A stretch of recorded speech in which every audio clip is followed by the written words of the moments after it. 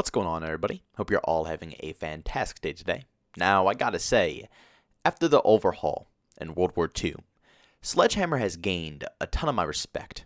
After revisiting World War II after all the changes occurred, it easily became one of my favorite games to go for a casual experience in Call of Duty. Right then and there, I knew that the new people who took over the COD side of Sledgehammer really knew what they were doing.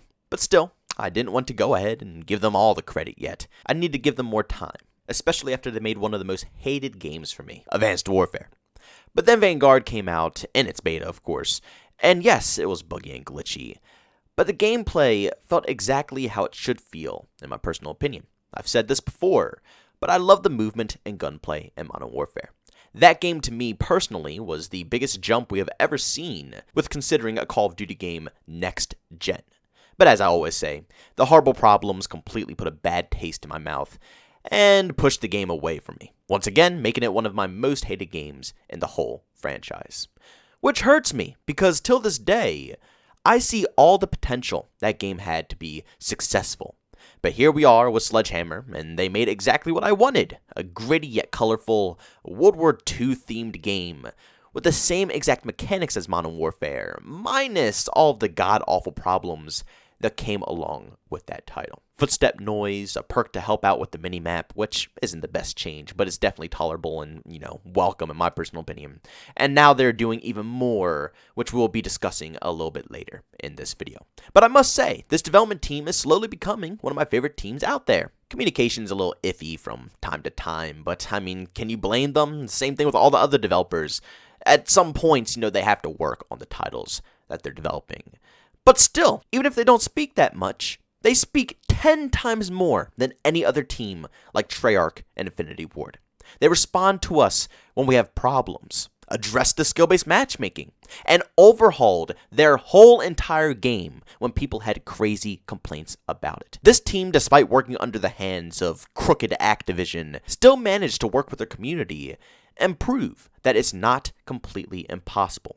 And for all the other teams out there that can't talk to us, well, like I just said, it's just proven now that it's simply because you don't want us to be heard. Now, this doesn't mean that Vanguard is amazing, because I can already sense the comments coming in now of people who never want to listen to my videos claiming I'm switching my opinions. I've had the same opinion of Vanguard since the beta, and I will continue to share that same opinion until I actually get hands-on with the game. And then maybe I'll switch opinions after further playing the full version of the title. But even then, people still find ways to complain. But since the beginning, I have said I love Vanguard for the fact they fixed all the previous problems of Modern Warfare, along with keeping the same movement and gunplay. But it's painfully average with absolutely no innovation, and because of this, it makes the game just meh.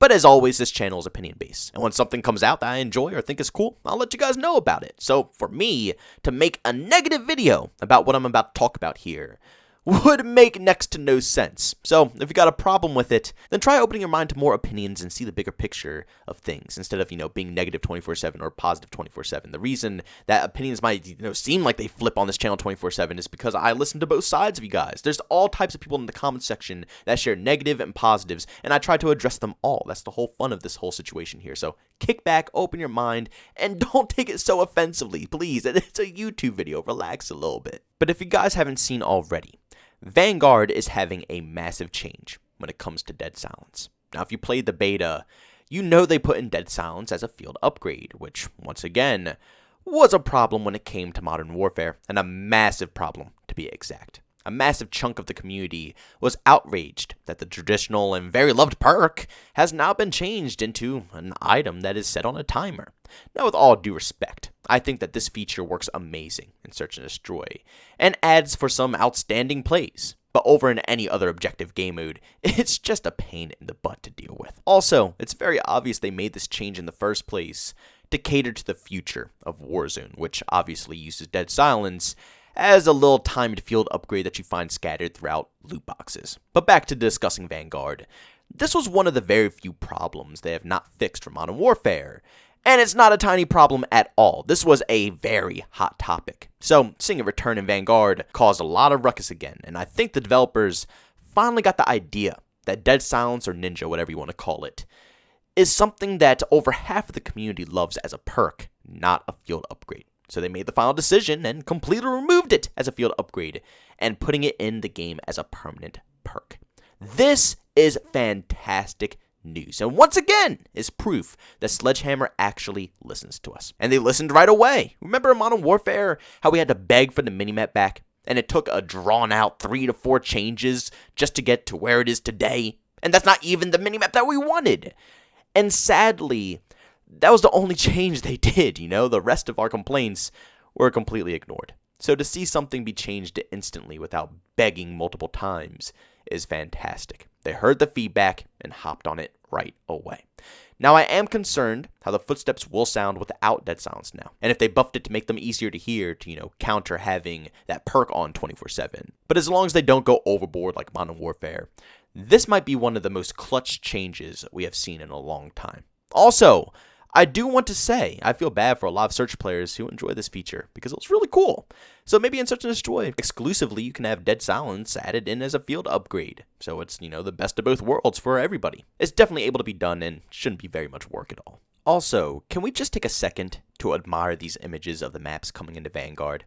And I believe about 12 to 13 of these maps are going to be around the same size as Eagle's Nest and Hotel Royale, which are very well designed, small to medium styled maps. So that's a very good thing to me, because even though I personally love large scaled maps, I know the mass majority of the Call of Duty community doesn't. So this was a very safe move for Sledgehammer to make, because God forbid we had another lineup of Modern Warfare maps. The game could launch with 5 maps or even 100. If they all play like Modern Warfare maps, it doesn't matter. I just simply won't play the game. But to see all of this variety in the map designs, and seeing some of my favorites like Castle, which I have been begging for ages to see a remaster of. I mean, in World at War, it is one of the most beautiful maps. And look at it here! Freaking gorgeous! So goddamn gorgeous. I truly can't get over this. To think that after all these years, we'll actually have 20 maps blows my mind. And once again, thank you, Treyarch, for listening to us. Go ahead in the comment section and say JB always changes his mind.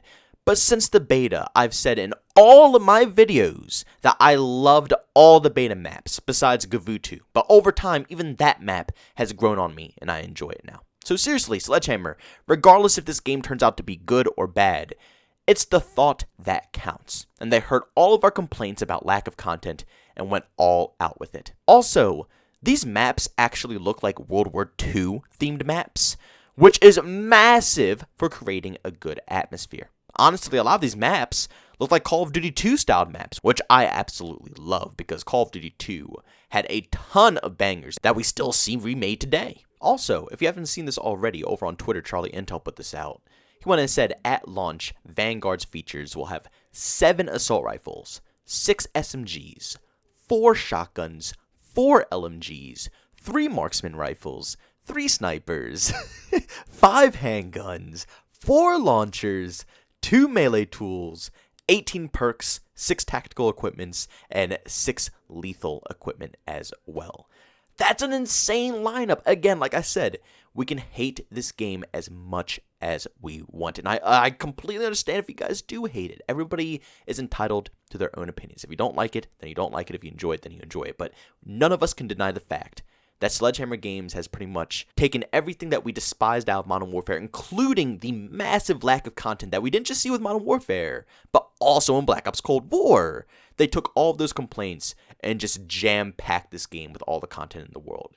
But we'll have to see. Is this game going to be playable enough? Will we be able to grind out the rest of the game? Like I said in my previous commentary, this game lacks any innovation. So the return factor, me wanting to return to this game, how long is that going to last? After all the grinds get done, the leveling grind, which I'm actually going to make a video about that tomorrow because we got some bad news for that. And also, the camo grind and all this other stuff. When we're all finished with that, is there going to be anything new and unique in this game to bring us back? Or are they just, stuffing this game with content just to stuff with content? World at War had bare bone, minimum content, but it was still phenomenal, and I still play it till this day because it's fun. So the real question is, can Vanguard pull that off as well? But ladies and gentlemen, I'm going to call the commentary quits there. Thank you all so much for tuning into this video. If you enjoyed it, make sure you leave a like, a bonus. If you hate it, leave a dislike. Also, if you're brand new and you enjoy the content, don't forget to subscribe and hit that notification button. Also, want to chat with me, there's 2 ways to do so. I have a Twitter and Discord. Both of those links are down in the description. And also want to catch me live streams on video games that drove on Twitch. Link that is in the description as well. But guys, thanks so much for tuning in. See you all next one. Peace out.